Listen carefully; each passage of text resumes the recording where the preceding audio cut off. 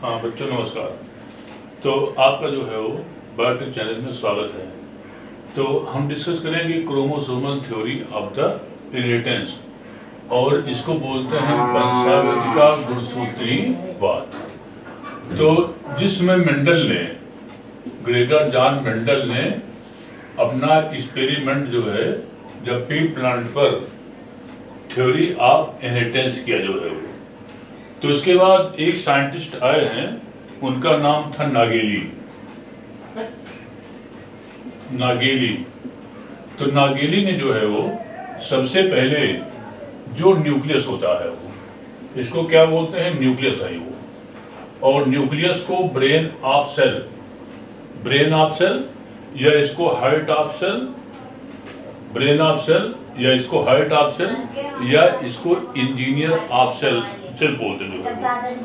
तो इसमें क्या हुआ कि इसमें जो है वो केंद्रक में कुछ जो है धागेनुमा रचना को इन्होंने सबसे पहले नागेली ने जो है 1842 में, सन 1842 में जो है नागेली ने कुछ धागेनुमा रचना को देखा जो है, न्यूक्लियस जो है वो।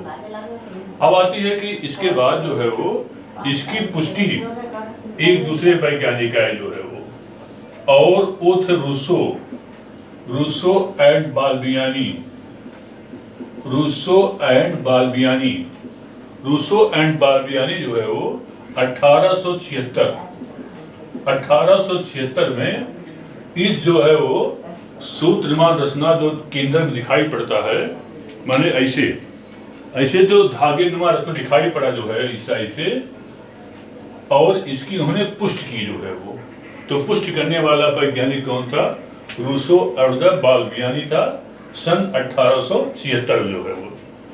फिर इसके बाद एक साइंटिस्ट आए हैं वाल्डेयर, अगले साइंटिस्ट आए हैं वाल्डेयर। तो वाल्डेयर नामक वैज्ञानिक ने इसको जो धागेनुमा रचना है, इस धागेनुमा रचना को इन्होंने सबसे पहले क्रोमोजोम माने इसको इन्होंने गुणसूत्र नाम दिया जो है वो, गुणसूत्र या क्रोमोजोम नाम दिया जो है वो। वैसे जो क्रोमोसोम होता है, गुणसूत्र, इसको दो भाग में डिवाइड करते हैं वो। एक तो होता है क्रोम और प्लस होता है सोमा। तो क्रोम माने होता है कलर, क्या होता है, कलर होता है, और सोम माने होता है बॉडी होती है वो। तो कलर बॉडी माने क्रोमोसोम जो होता है वह कलर बॉडी होती है। तो वाल्डेयर ने सबसे पहले इसी को क्रोमोजोम नाम दिया। मैं इसमें तीन बातें आती है। नागेली ने सबसे पहले इसको देखा, रूसो और बाल्बियानी ने इसकी पुष्टि की, और वाल्डेयर ने जो है वो क्रोमोसोम का जो है वो टर्म क्रोमोसोम दिया जो है वो। अब आती है कि इसमें क्या होता है कि एक टर्म आता है, उसको बोलते हैं कैरियोटाइप बोलते हैं वो। नेक्स्ट आता है इस केस में अगला पॉइंट आता है कैरियोटाइप।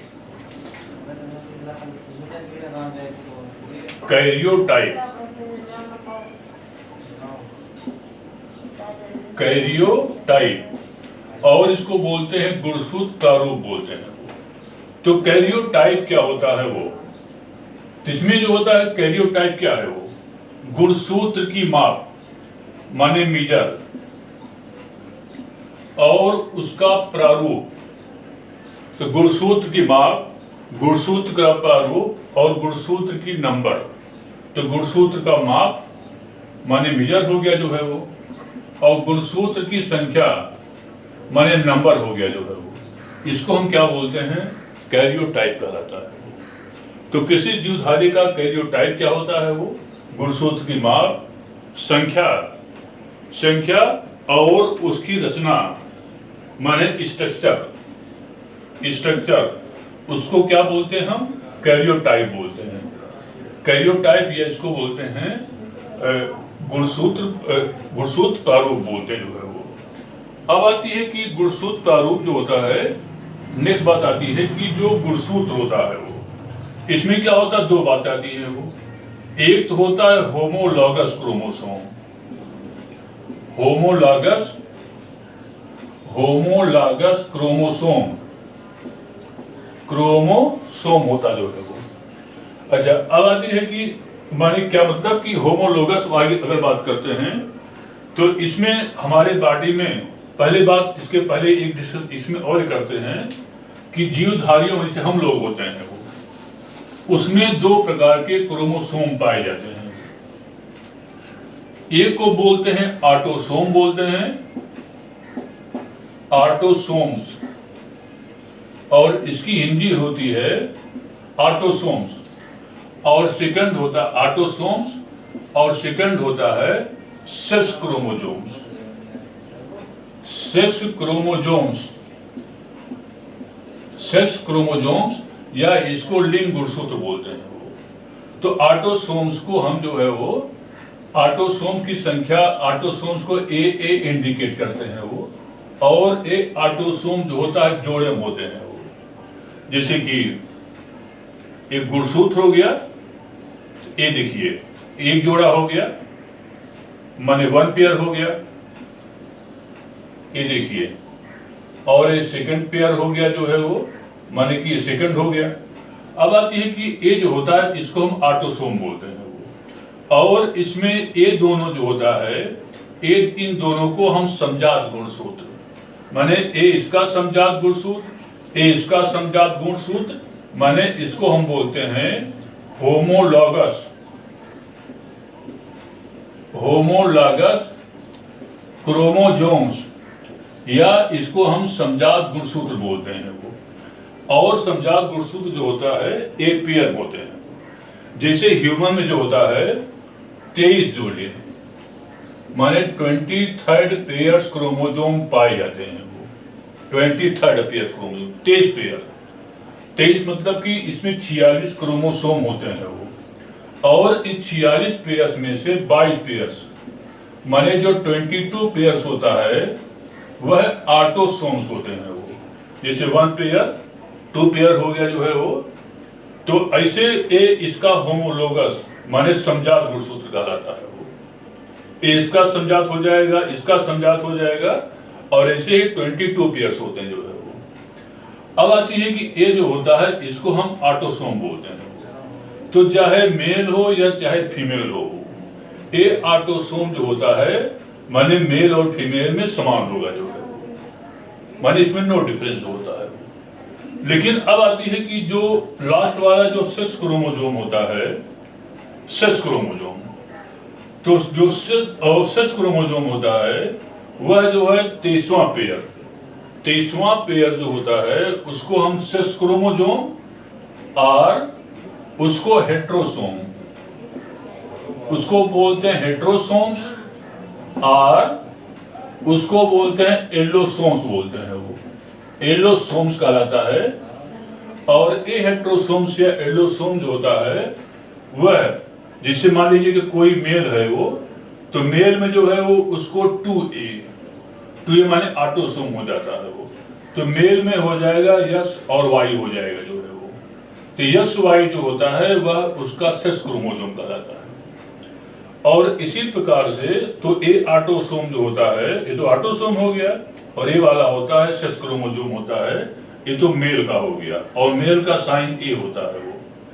और इसी प्रकार से अगर बात हम फीमेल करते हैं तो 2A प्लस CX, ये जो है किसका हो जाएगा, एक फीमेल का हो जाता जो है वो। तो अब आती है कि अगर तो 22 पेयर, अगर 22 पेयर माने 23 पेयर होता है वो, तो इसको हम डिप्लॉइड बोलते हैं वो, डिप्लॉइड बोलते हैं। लेकिन इसी डिप्लॉइड से जिस समय गैमीट का फॉर्मेशन होता है, तो गैमीट में इसका आधा, जैसे मान लीजिए यहाँ डिप्लॉइड में 2n हो गया, तो इसका आधा माने n को बोलते हैं हैप्लॉइड कहलाता है वो।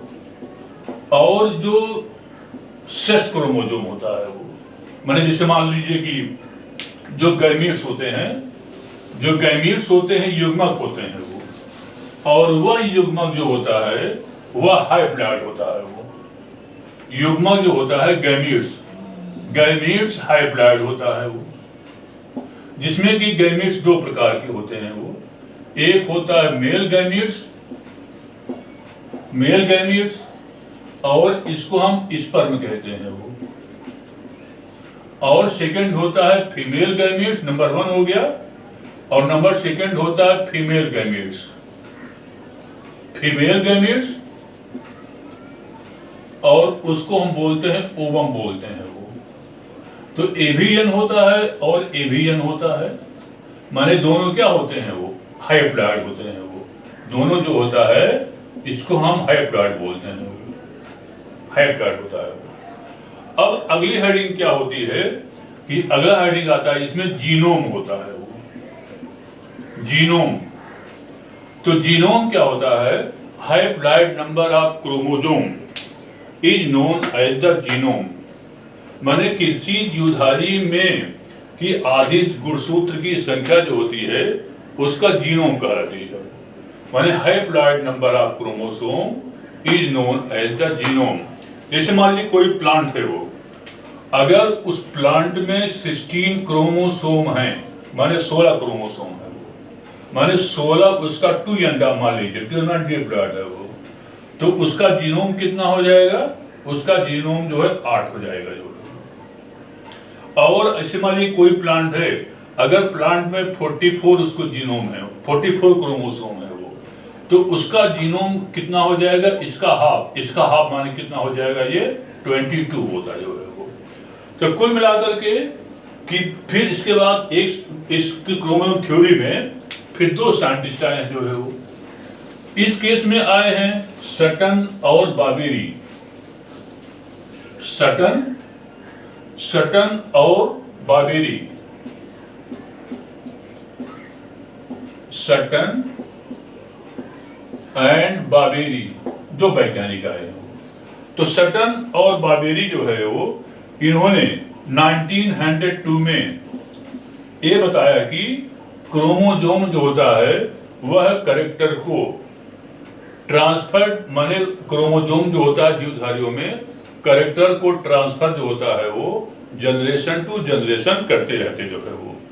माने क्या मतलब कि गुणसूत्र जो होता है वो ट्रांसफर करते हैं वो, और गुणसूत्र का पृथक्करण होता है वो, और इसी से जो होता है बन जाते हैं, एक प्रोसेस होती है और उसको बोलते हैं गैमेटोजेनेसिस कहलाता है वो, गैमेटोजेनेसिस, या इसकी हिंदी होती युग्मक जनन। और युग्मक जनन 2 प्रकार का होता है, एक को बोलते हैं स्पर्मेटोजेनेसिस, और इसकी हिंदी होती है शुक्राणु जनन। और इसके द्वारा जो है फॉर्मेशन ऑफ स्पर्म बन जाता है वो। और जैसे हमने बताया स्पर्म जो होता है मेल गैमीट है और हैप्लॉइड होता है वो। और सेकंड जो है होता है oogenesis होता है वो, oogenesis, और इसके द्वारा बन जाता है ओवम, और ओवम भी हैप्लॉइड होती है, और दोनों के फ्यूजन से जो है वो जाइगोट बन जाता है जो है वो। अब आती है कि मेंडल ने जो फैक्टर नाम दिया जो है वो, जो फैक्टर नाम दिया, तो इसी क्रोमोसोम में जो जीन होता है वो, तो वही कैरेक्टर को यहाँ से स्पर्म और ओवम से पेरेंट्स कैरेक्टर को जाइगोट ट्रांसफर करेगा, और वही आगे बढ़ता जो है वो। अब आती है कि इसी बेस पर जो एक वैज्ञानिक आए है सटन ने एक थ्योरी दिया, और वह थ्योरी कहलाता है chromosomal theory of the inheritance कहलाता है। माने कि क्रोमोसोम जो होता है वही कैरेक्टर को transfer generation to the generation करते हैं। इसके बाद फिर आता है, फिर हेडिंग है gene theory of inheritance, new heading, gene theory of inheritance.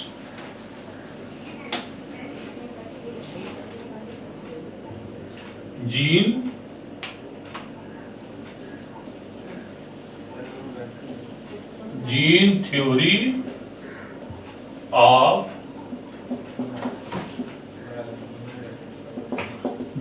Theory of inheritance. अच्छा, इस केस में क्या होता है, जीन थ्योरी ऑफ इनहेरिटेंस, एक साइंटिस्ट आए हैं मॉर्गन। असल में इसमें होता क्या चीज है वो कि जिस समय एक साइंटिस्ट है जॉनसन इन 1906 जॉनसन नामक वैज्ञानिक ने क्या किया कि मेंडल ने जिसे फैक्टर नाम दिया जो है वो मेंडल ने कहा कि फैक्टर माने कारक एक ऐसा होता है कि जो कि कैरेक्टर को ट्रांसफर जनरेशन टू जनरेशन करता है वो। क्योंकि जिस समय मेंडल अपना वर्क पी प्लांट पर कर रहा था तो उस समय क्या हुआ कि जीन की खोज नहीं हो पाई थी वो, इसलिए इसको मेंडल ने जीन को फैक्टर कारक नाम दे दिया जो है वो। अब आती है कि जब जॉनसन साइंटिस्ट आए 1906 में, इन्होंने जीन टर्म की माने जीन की खोज की जो है वो, तब मॉर्गन तो क्या बताया गया कि क्रोमोसोम पर जीन पाए जाते हैं, माने जो गुणसूत्र होता है इसी गुणसूत्र पर जीन्स होते हैं वो, और जीन्स जो होते हैं वह डीएनए का what is gene is a small parts of the DNA, माने जीन जो होता है वह डीएनए का एक छोटा सा भाग होता है वो, जो कि कैरेक्टर को माने आनुवंशिक कैरेक्टर को पीढ़ी दर पीढ़ी जो होता है वो पहुंचाने का कार्य करता है वो। और अगर हम जब क्रोमोसोम की बात करते हैं तो क्रोमोसोम में एक अकेला जो है इस प्रकार से हाईली क्वाइल्ड, इसको बोलते हैं सुपर क्वाइलिंग, माने इसमें क्या होता है इसको बोलते हैं सुपर क्वाइलिंग,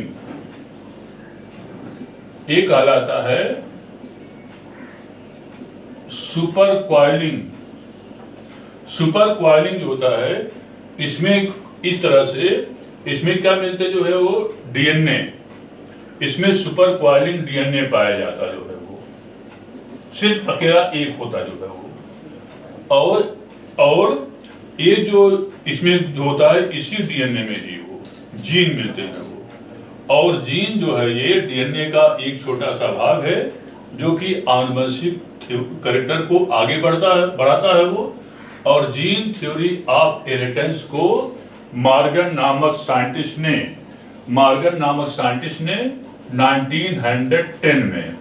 1910 में जो है वो इसको प्रस्तुत किया जो है वो। नेक्स्ट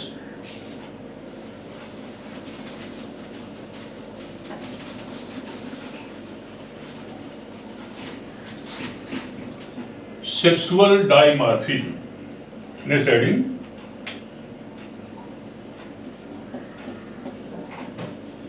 सेक्सुअल डाइमॉर्फिज्म, और इसकी हिंदी होती है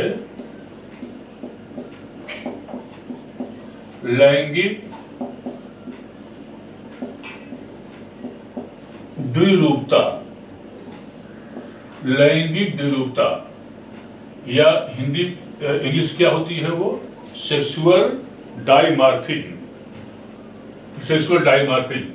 तो लैंगिक द्विरूपता मतलब ये होता है कि जिस समय हम नेक्ड आई से किसी लिविंग का पहचान कर सकें कि वह मेल और फीमेल, मेल एंड फीमेल जो है वो अलग अलग हो जो है वो। जैसे मान लीजिए कि ह्यूमन मेल में क्या होता है, ह्यूमन जो मेल होता है उसमें due to the presence of a hormone, उसको बोलते हैं testosterone hormone, a masculine hormone होता है। और फीमेल में क्या होता है, एक विशेष प्रकार का हार्मोन ईस्ट्रोजन हार्मोन। ये दोनों जो होते हैं सेक्सुअल डाइमॉर्फिज्म को लाने में बड़ा अच्छा काम करते हैं। तो इस हार्मोन के माने ये जो टेस्टोस्टेरोन हार्मोन होता है इसको हम एंड्रोजन हार्मोन बोलते हैं वो, ये एंड्रोजन हार्मोन होता है वो। इस हार्मोन के इफेक्ट से इसमें क्या होता है, मुस्टियाज और वॉइस पिच का लो होना, पेक्टोरल गड्ढे कम चौड़ा होना, पेल्विक गड्ढे चौड़ा होना, ये सब जो होता है due to the effect of the testosterone hormone plant होता है। And in the case of female due to the effects of oestrogen hormone, and this hormone is released from the ovary से निकलता है वो। और ये क्या काम करता है, it cause the secondary sexual character, secondary sexual character एक फीमेल में लाने काम करता है वो। जैसे हाई पिच होना, development of mammary gland, not formation of the beard and moustache in the female, formation of the माने एमसी का होना जो है वो साइकिल, ये सब क्या होता है, ये सब फीमेल कैरेक्टर होते हैं वो। तो ये सब जो कैरेक्टर दिखाई पड़ता है इसको क्या बोलते हैं, that is known as the sexual dimorphism कहलाता है। नेक्स्ट होता है लिंग निर्धारण। नेक्स्ट हेडिंग लिंग निर्धारण, या उसको इंग्लिश में बोलते हैं सेक्स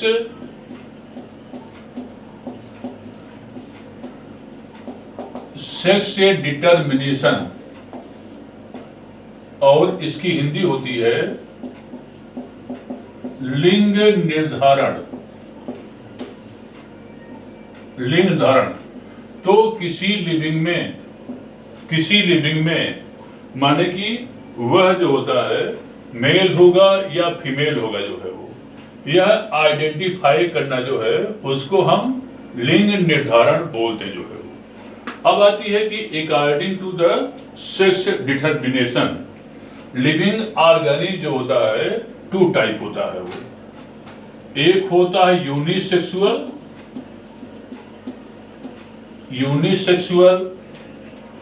और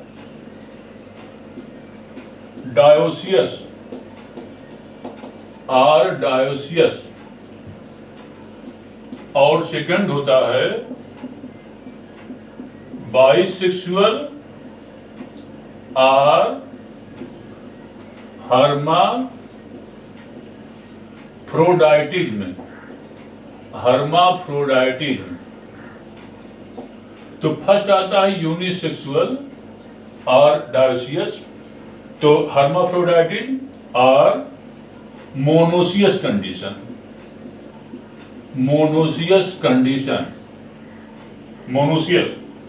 तो पहला आता है यूनिसेक्सुअल और डायोसियस। तो इसमें क्या होता है कि when the male and female sex organs, male और फीमेल जो सेक्स ऑर्गन्स होता है जिस समय अलग अलग लिविंग में पाया जाए, जैसे कि पाया जाए उसे हम यूनिसेक्सुअल कहते हैं वो। जैसे कि मेल और female sex organs, reproductive organs जब अलग अलग लिविंग में होता है तो इसको हम यूनिसेक्सुअल या इसको हम डायोसियस कहते हैं वो। जैसे सबसे अच्छा एग्जाम्पल इसका ह्यूमन है वो। ह्यूमन जो है वह एक यूनिसेक्सुअल प्राणी है वो, क्योंकि इसमें मेल और फीमेल जो होता है अलग अलग होते हैं वो। मेल में मेल रिप्रोडक्टिव ऑर्गन्स और फीमेल में फीमेल रिप्रोडक्टिव ऑर्गन्स पाए जाते हैं वो। इसी प्रकार से अगर हम प्लांट की से काऊ हो गया, बफेलो हो गया, ये सब जो होता है यूनिसेक्सुअल मानते हैं वो। ऐसे ही अगर हम प्लांट की बात करते हैं तो पपाया माने पपीता भी इसका सबसे अच्छा एग्जाम्पल है, क्योंकि एक पपीता में दो प्रकार के होते हैं वो। एक पपीता ऐसा होगा जिसमें कि मेल फ्लावर होगा जो है वो, और सेकंड पपीता ऐसा होगा जिसमें कि फीमेल फ्लावर होगा जो है वो।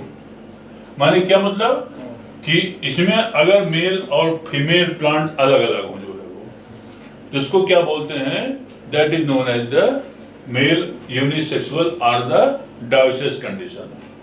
अब आता है बाइसेक्सुअल और हर्माफ्रोडाइटिक और मोनोसियस कंडीशन।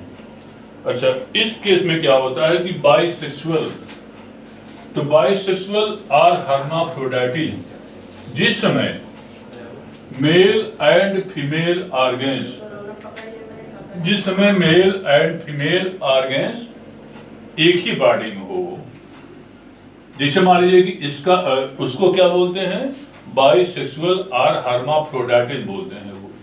और इसका सबसे बेस्ट एग्जांपल है अर्थवर्म। अर्थवर्म और अर्थवर्म हो गया नंबर 1, और सेकंड होता है common leech. Common leech. Number 3 example हो गया टेपवर्म माने फीता कृमि। टेपवर्म, फीता कृमि, ये तो एनिमल का हो गए। इसका फाइलम होता है एनलिडा, ये भी एनलिडा में आता है, और ये आता है फाइलम प्लेटीहेल्मिन्थीज में। और अगर प्लांट की बात करते हैं तो इसका एग्जांपल हो जाएगा रोज। रोज हो गया। अगला होता है लोटस हो गया, लोटस हो गया। अगला होता है मैंगो। तो ये सब प्लांट होते हैं। These plants are the bisexual are the hermaphrodite plants. तो अब आती है कि इसमें क्या होता है कि अर्थवर्म,